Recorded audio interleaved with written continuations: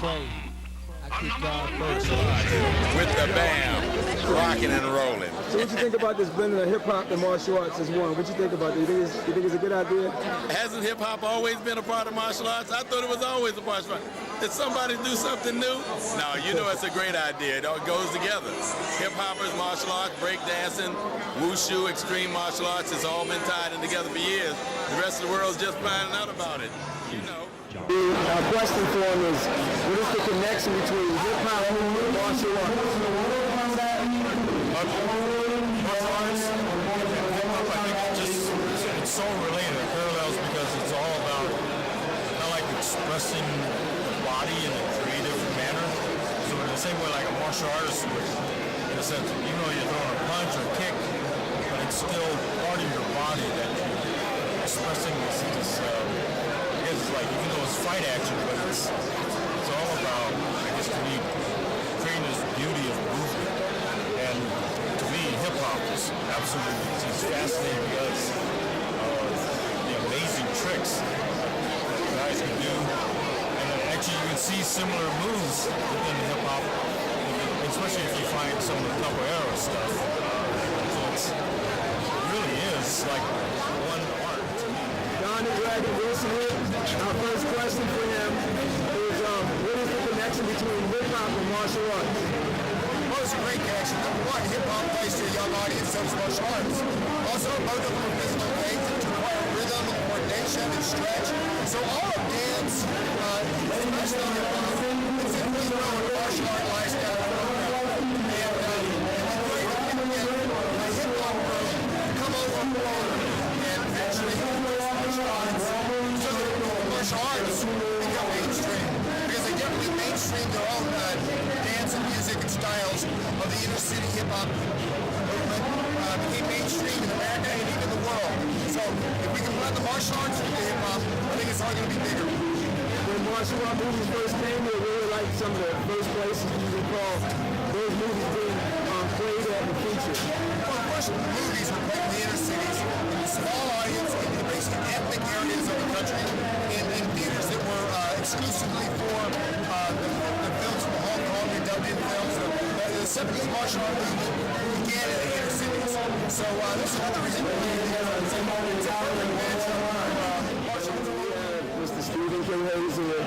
He's one of the greatest jiu-jitsu stylists, ninjutsu stylists here in this country. He was the person that brought jiu-jitsu here to the homeland of America. And he was in every book. I mean, he even wrote probably close to over 50-some books in the Art magazine and several other companies.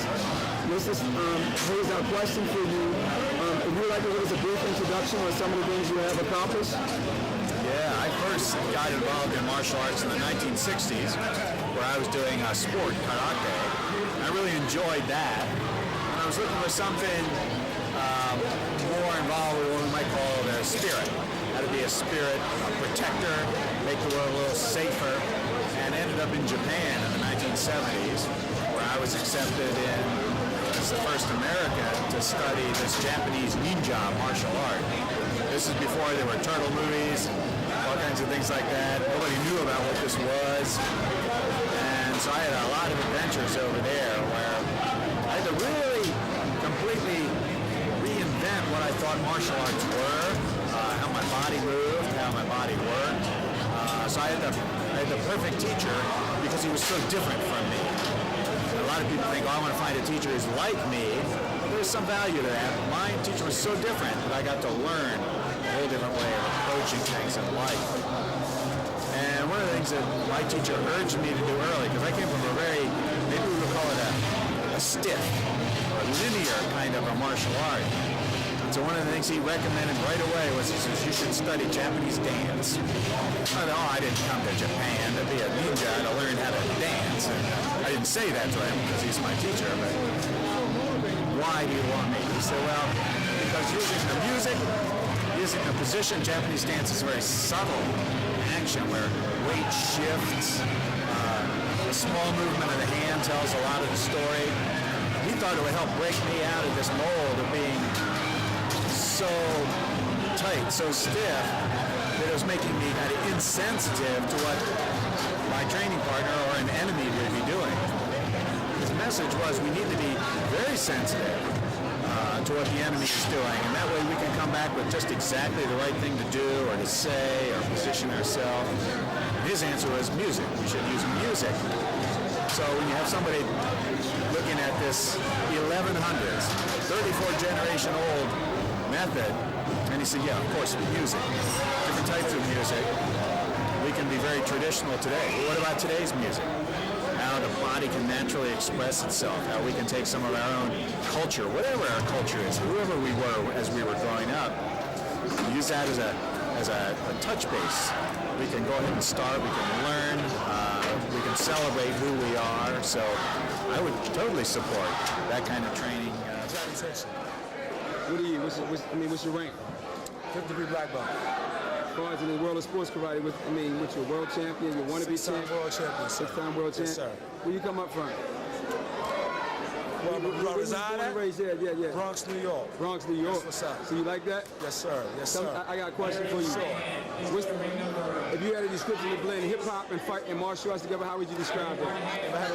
If you can give a description of how hip hop and martial arts come together as one, how would you describe that? I would say because most times when I listen to hip hop, it's about the struggle and it's about me getting over, and I can relate that to my sponsor. So when I listen to Rakim, Cannabis, Coochie Rap, it sounds violent, but I translate all that to beating up my competition, beating up on my competition. So hip hop is what I do, is the rhythm, is the style. Just like when you fight, it's rhythm and style.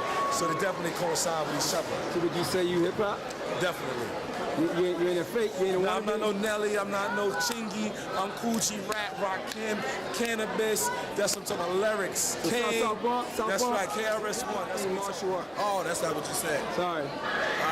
I'm gonna edit that out. Bleep. Hip hop and the martial arts, you see a lot of people using the music, the hip hop music, and they doing moves to that, you know what I mean? Right. The same move we pretty much do on the street, something. Also, I believe that the hip hop music, when you're listening to it, gets you hyped to get ready to compete in martial arts tournaments also. I agree. And, sometimes when that beat is getting you and you rocking with it, you know what I'm saying?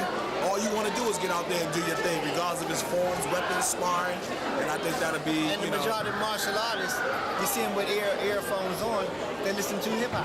Oh, yeah. Getting themselves pumped up, Yeah. to do that. If you see 10 guys around here with a headset on, 9 of them are listening to hip hop. One kid is listening to the Fifth of Beethoven. One. I think I can